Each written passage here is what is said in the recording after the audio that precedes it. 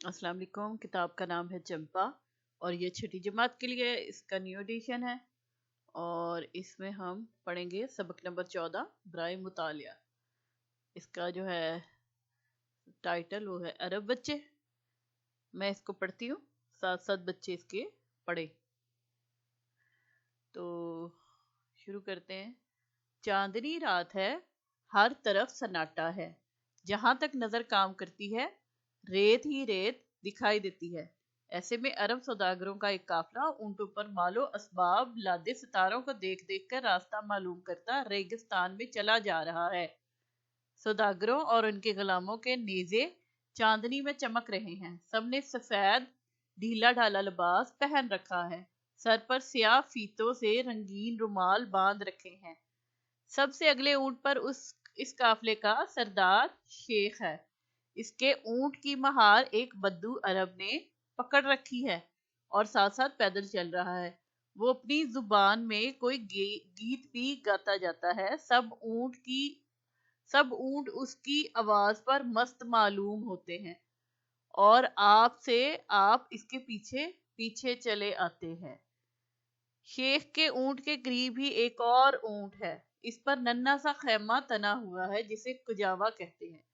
इसमें 8-9 बरस का एक अरब लड़का बैठा है। ये शेख का अकलौता बेटा अली है।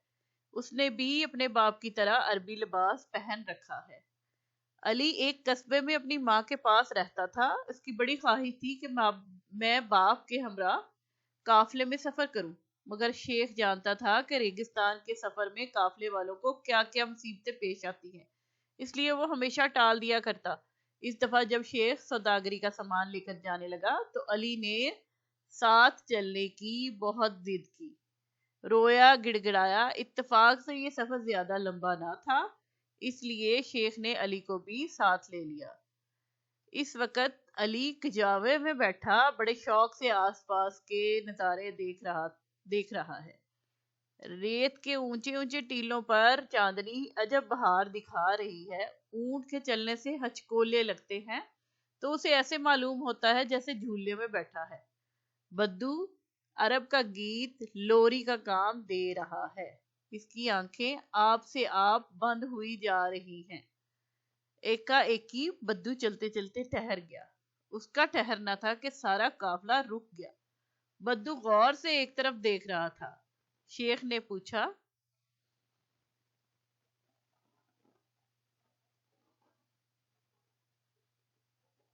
हमजा क्या बात है? बद्दू ने जुबान से तो कुछ ना कहा, उंगली से एक तरफ इशारा कर दिया। शेख गौर से उसकी तरफ देखने लगा, गौर से उस तरफ देखने लगा। दूर चांदनी में से कुछ साए से हिलते नजर आए। उन्हें देखकर शेख घबरा सा गया। ये डाकू थे। गो शेख के साथ काफी आदमी थे। वो खुद भी बहादुर था और डाकुओं का मुकाबला आसानी से कर सकता था, लेकिन उसे अली की फिक्र थी कि कहीं लड़ाई में इसे सदमा न पहुंच जाए। चुनाचे उसने हुक्म दिया कि सब लोग चुपचाप खड़े रहे। हुक्म की देर थी, ऐसा सन्नाटा हो गया कि मालूम होता था सांस तक नहीं ले रहे। सब के सब 15 मिनट तक यूं ही बुत बने खड़े रहे। शायद डाकुओं की नजर उन पर नहीं पड़ी। वो शिकार की तलाश में किसी और तरफ निकल गए। सुबह को काफिला चला जा रहा था तो एक जगह अली को कुछ दरख्त नजर आए। उनके पत्ते अनोखी वजह के थे और उन पर सुनहरी गेंदें सी लगी थी। उसने ये अजीब व गरीब दरख्त कभी नहीं देखे थे। बाप को पुकार कर कहा, अब्बा ये क्या फल है? ये ना तो नारंगियां है, ना लीमू, ना अनार, फिर है क्या? शेख ने अपने गुलाम को इशारा किया। वो झट 3-4 फल तोड़ लाया। अली ने खुशी खुशी एक फल को काटा तो उसके अंदर से राख के रंग की मिट्टी निकली। ये देखकर शेख ने कहकहा लगाया और कहा, देखा, ये है नतीजा जाहरी शक्लो सूरत पर फूल जाने का। दोपहर के करीब अचानक हवा बंद हो गई। अली बार बार हाय गर्मी पुकारने लगा। शेख के चेहरे पर घबराहट है, मगर वो उसे छुपाने के लिए मुस्कुरा मुस्कुरा कर अली को तसल्लियां दे रहा है। गर्मी पल पल में बढ़ती जा रही है। ए लो, गरम गरम रेत के बगोले उठने शुरू हो गए।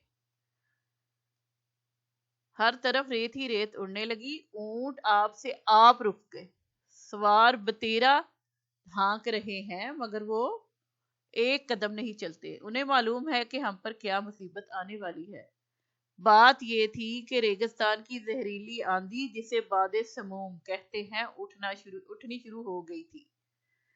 شیخ نے فوراً حکم دیا کہ اسی وقت سب اونٹوں کو گھٹنوں کے بل بٹھا دیا جائے اور ان پر سے تمام اسباب اتار لیا جائے۔ یہ سنتے ہی شیخ کے غلام جلدی جلدی اونٹوں پر سے سامان اتارنے لگے، ریشمی کپڑوں کے تھان، قہوہ اور کھجور کے بورے، گٹھڑیاں جن میں سونے چاندی کے زیور، جواہرات، ہاتھی دانت کے کھلونے، شتر مرغ کے پر، خوشبودار مسالے اور ایسی ہی سوداگری کی اور چیزیں تھیں، سب اتار لی گئی اور ریت پر ان کا ایک بہت اونچا ڈھیر لگا دیا گیا۔ پھر شیخ علی کو گود میں لے کر اس کی اوٹ میں بیٹھ گیا اور اسے اپنی چادر میں چھپا لیا۔ دوسرے لوگ بھی اسی ڈھیر کے پاس آ بیٹھے اور سب نے اپنے سر اور منہ چادر میں لپیٹ لیے۔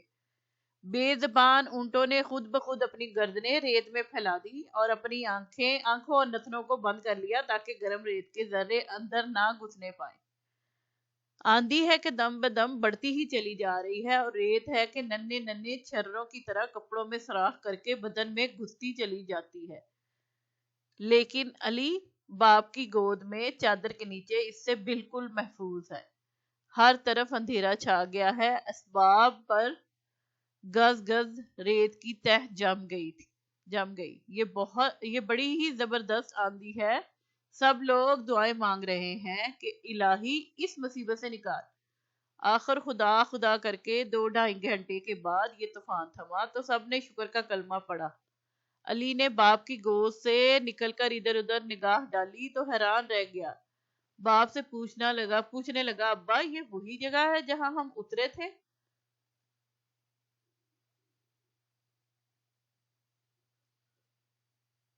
سچ مچ یہاں کا نقشہ ہی بدل گیا تھا۔ جس جگہ پر پہلے ٹیلے تھے اب وہاں ان کا نشان تک نہ تھا۔ جہاں ڈھلوانے تھی وہاں اونچے اونچے ٹیلے کھڑے تھے۔ شیخ تجربہ کار شخص بھی جس نے اپنی عمر اسی ریگستان میں گزاری تھی نہیں بتا سکتا تھا کہ شمال کس طرف ہے اور جنوب کس طرف ہے، مشرق کس طرف اور مغرب کدھر۔ یہ سب آندھی کی کارستانی تھی۔ نئی مصیبت یہ پڑی کہ اونٹوں پر سے سامان اتارنے کی افراتفری میں پانی کے مشکیزوں کے منہ کھل گئے تھے اور سارا پانی ریت پر گر کر ضائع ہو گیا تھا۔ گو نخلستان یہاں سے قریب ہی تھا مگر شیخ آندھی کی وجہ سے راستہ بھول چکا تھا۔ شیخ خود تو وہی ٹھہرا اور اپنے غلاموں کو اونٹ دے کر چاروں طرف دوڑایا کہ جا کر راستہ معلوم کرو اور کوئی قافلہ ادھر سے گزر رہا ہو تو اس سے پانی لاؤ۔ پیاس کے مارے سب کے حلق سوکھ رہے تھے، پھر علی تو بچہ ہی تھا۔ تھوڑی ہی دیر میں پانی کے بغیر اس کی حالت بری ہونے لگی۔ پانی کی رٹ لگانے لگا۔ شیخ بیٹے کی حالت دیکھ کر کڑتا اور اسے تسلی دیتا کہ بیٹا صبر کرو، پانی ابھی آیا ہی چاہتا ہے۔ علی یہ سن کر پل بھر کو چپ ہو جاتا مگر جب آس پاس کسی کو آتا نہ دیکھتا تو پھر وہی رٹ لگانے لگتا۔ اسے کچھ حرارت بھی ہو گئی تھی، اس کی آنکھیں بھی سرخ ہو رہی تھی۔ یکا یک اس نے چلا کر کہا، آہا آہا ہا ابا وہ دیکھو سامنے دریا لہریں مار رہا ہے، میں وہاں جاؤں گا۔ شیخ نے کہا، بیٹا یہ دریا نہیں ہے، تمہاری نظر دھوکا کھا رہی ہے۔ ریگستان میں کسی کو سخت پیاس لگے تو اسے دھوکا ہو جاتا ہے مگر جب قریب پہنچ کر دیکھتے ہیں تو ریت کے سوا کچھ نہیں ہوتا۔ مگر علی کی سمجھ میں یہ بات نہ آئی کیونکہ اس کی آنکھیں تو صاف صاف دریا کو دیکھ رہی تھی۔ ناچار شیخ اسے وہاں لے گیا۔ علی نے دیکھا تو سچ مچ پانی کا نشان نہ تھا۔ وہ مایوس ہو گیا اور اس کی حالت پہلے سے بھی زیادہ بری ہونے لگی، یوں تڑپنے لگا جیسے مچھلی پانی سے نکل کر تڑپتی ہے۔ ناگہاں شیخ کو ایک طرف سے دھبا سا دکھائی دیا جو پل پل میں بڑا ہوتا جا رہا تھا۔ قریب آیا تو معلوم ہوا کوئی سانڈنی سوار چلا آتا ہے۔ شیخ کے غلام دوڑ کر اس کے پاس گئے اور پانی کا مشکیزہ لے آئے۔ اس عرصے میں علی بے ہوش ہو چکا تھا۔ شیخ نے اس کا منہ کھول کر پانی کی بوندیں اس کے حلق میں ٹپکائی تو اسے کچھ ہوش آیا، لیکن پانی پیتے ہی وہ سو گیا۔ شام کو اس کی آنکھ کھلی تو نخلستان میں تھا جہاں کھجوروں کے جھونڈ تھے اور ٹھنڈے پانی کے چشمے جاری تھے، اور ان کے قریب ہی کچے مکانوں کی ایک چھوٹی سی بستی تھی۔ شیخ نے اپنے اکلوتے بیٹے کی جان بچ جانے پر اللہ تعالیٰ کا لاکھ لاکھ شکر ادا کیا، اور علی نے کان پکڑے کہ پھر کبھی قافلے کے ساتھ جانے کا نام نہ لوں گا۔ غلام عباس، یہ اس کی مصنف ہے۔ سمجھیے اور بتائیے علی کون تھا اور اس کی کیا خواہش تھی؟ تو بچوں اس کہانی کے مطابق دیکھیں کہ اس میں شروع میں بتایا کہ علی جو ہے وہ اس جو امیر شیخ تھا تو اس کا بیٹا تھا، اور اس کی خواہش تھی کہ میں بھی باپ کے ساتھ جب وہ سفر کرتے ہیں ریگستان میں تو میں بھی ساتھ جاؤں۔ ریگستان میں قافلے راستے کیسے معلوم کرتے ہیں؟ تو جو رات ہوتی ہے اس میں وہ دیکھتے ہیں کہ ستاروں کی جو ہے وہ ان کی ترتیب سے وہ سمجھتے ہیں کہ راستہ کیا ہے۔ اونٹوں نے آندھی سے بچنے کے لیے کیا کیا کہ انہوں نے اپنا سر جو ہے وہ گردن جو ہے وہ ریت کے اوپر ڈال لی اور آنکھیں اور منہ نتھنے بند کر لیے تھے۔ پینے کا پانی کیسے ختم ہو گیا کہ جب وہ منتقل کر رہے تھے تو جو پانی کے مشکیزے تھے ان کے جو منہ کھل گئے، اس میں پھر ساری ریت چلی گئی کیونکہ وہ طوفان کی 2.5 گھنٹے طوفان رہا تو اس میں ساری ریت مکس ہو گئی تو وہ پانی ضائع ہو گیا۔ شیخ کا غلام پانی کہاں سے لایا؟ تو وہ ایک سانڈی سوار آ رہا تھا تو اس کے پاس سے جا کے پانی کا مشکیزہ لے کے آئے۔ علی نے کیا سوچا؟ علی نے سوچا کہ اتنی مشکل سے یہ سفر ہوتا ہے تو میں تو اب دوبارہ کبھی قافلے کے ساتھ دوبارہ نہ جانے کا نام نہیں لوں گا۔ اور یہ 2 سوال پہلے والے صفحے پہ بھی تھے، سوچئے اور بتائیے کیا آپ نے کبھی ریگستان دیکھا ہے؟ تو میں نے بھی ویسے موویز اور پکچرز وغیرہ بھی دیکھا ہے۔ اگر کسی بچے نے سفر کیا ہو تو وہ اپنی وہ کہانی سنا سکتا ہے کہ ہم گئے تھے اور کیا دیکھا۔ ریگستان میں سواری کے لیے اونٹ کیوں استعمال کیا جاتا ہے؟ ریگستان میں سواری کے لیے جو اونٹ اس لیے استعمال کیا جاتا ہے، ایک تو اونٹ جو ہے وہ اس سفر کے لیے سب سے مناسب جانور ہے، اور اس نے اپنی کوہان میں پانی جمع کیا ہوتا ہے جس کی وجہ سے وہ کافی دیر تک بغیر پانی پیے گزارا کر لیتا ہے۔ تو ایسا کوئی اور جانور نہیں ہے جو کہ اس طرح پانی کم پی کے اور کافی لمبا سفر کر سکے، تو اس لیے زیادہ تر جو اونٹ کو بہتر سمجھا جاتا ہے ریگستان کی سواری کے لیے۔ تو اب یہ جو ہے ہم نے پورا پڑھ لیا ہے سبق نمبر 14۔ اس سے اگلا سبق جو ہے وہ اگلی ویڈیو میں کریں گے۔ شکریہ۔